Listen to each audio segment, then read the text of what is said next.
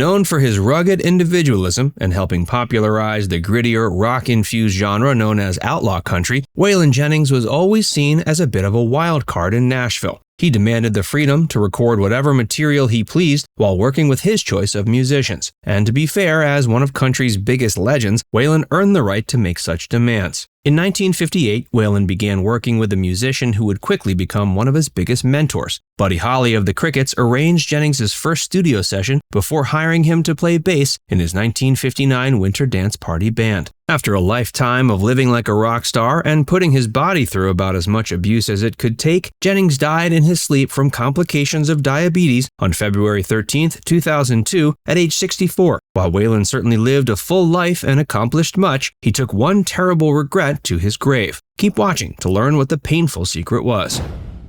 What Waylon learned from Buddy Holly. Jennings once said the main thing he learned from Holly was attitude. Holly wasn't willing to compromise when it came to his music. He was profoundly independent and always stayed true to his instincts. Jennings, too, never let anyone boss him around or dictate what kind of music he should make. He was a true artist who made several landmark records that shifted the entire country music scene into new territory. Jennings told the Country Music Hall of Fame in 1999 that Holly was the first person who ever had confidence in him. He went on to say that before he met Holly, he had about as much star quality as an old shoe. But Buddy Holly immediately took a liking to the young musician and never stopped believing in him. Jennings landed his first big break when he was invited to join Holly's tour band. That milestone also proved to be one of the most significant turning points in his life and career. Before we tell you more about Waylon Jennings, be sure to give this video a like and subscribe to Facts Verse if you haven't already.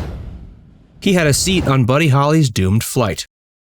By the late 50s, Waylon Jennings was one of the lucky West Texas musicians to find success in the music industry by tapping into the previously unexplored sound that could be found at the intersection of rock and roll and country. Buddy Holly was the poster boy of this burgeoning movement. He was a highly talented and savvy kid from Lubbock, Texas, who took the nation by storm with songs like Peggy Sue and That'll Be the Day. After working with Waylon in the studio for his first recording session, providing some backing guitar work, Holly burst into the KLLL studio where Waylon was working one day, thrust a bass guitar at him, and told him he had 2 weeks to learn how to play it. Buddy had been looking for someone to play bass with the Crickets for their 1959 Winter Dance Party tour. But the Crickets lacked members. This meant Holly had to find backing musicians quickly. In addition to Jennings, he hired Tommy Alsop on guitar and Carl Goose Bunch on drums. To prepare for the tour, Jennings listened to Holly's entire catalog on repeat. He had very little time to work out all the kinks, and he definitely didn't want to disappoint one of his biggest heroes. The infamous Winter Dance Party tour, set up by Irving Field of General Artists Corporation, would feature the Big Bopper, Richie Valens, Dion and the Belmonts, and a relatively unknown singer from the Big Apple named Frankie Sardo, in addition to Holly and his Crickets, as they bounced around the Midwest from January to February 1959. Although the tour was welcomed by the young teeny boppers, who no doubt felt cooped up during what was historically one of the coldest winters on record, it was hardly any fun for Holly, Jennings, and the other musicians who spent the bulk of their time crammed like sardines into a frigid tour bus with a broken heater. To make matters worse, while traversing 300 miles between Green Bay and Duluth, Minnesota, following their show on January 31st, the tour bus broke down. Sick and tired of the brutal conditions, Holly chartered a plane so he wouldn't have to spend another night sitting elbow to elbow with his fellow musicians. Alsop and Jennings both agreed to shell out $36 for a chance to hitch a ride on Holly's chartered flight so they could arrive early and enjoy a night in a warm, cozy hotel bed and do some laundry.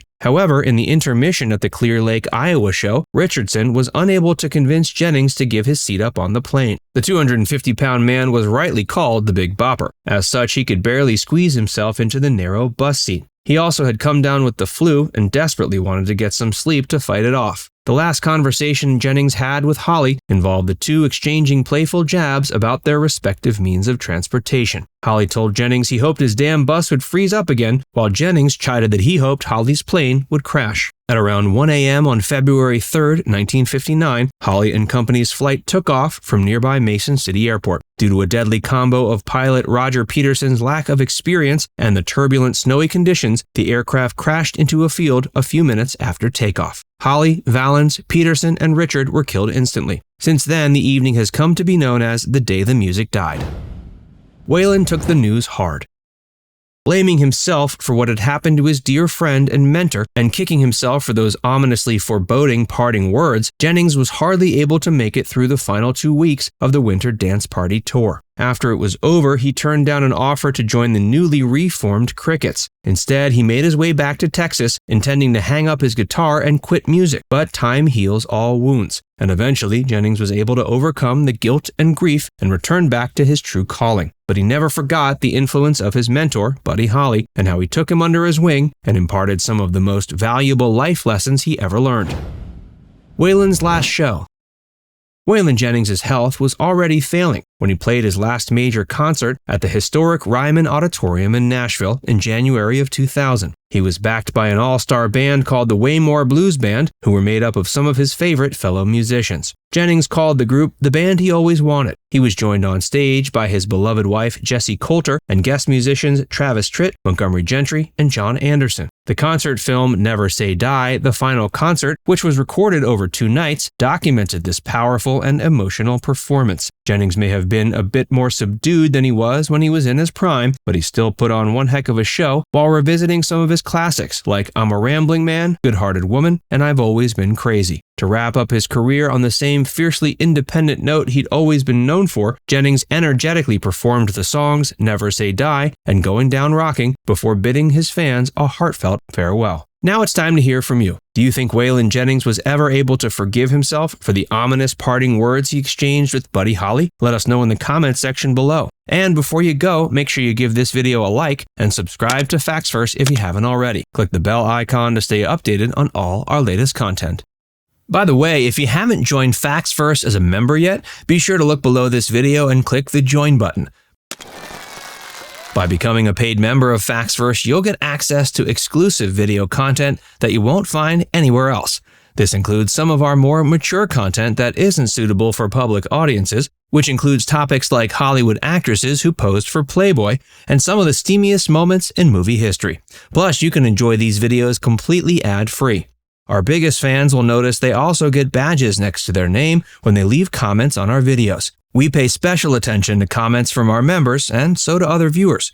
So if you want exclusive content from Facts First or inside access to discussions with other community members, click the join button to get started for just $4.99.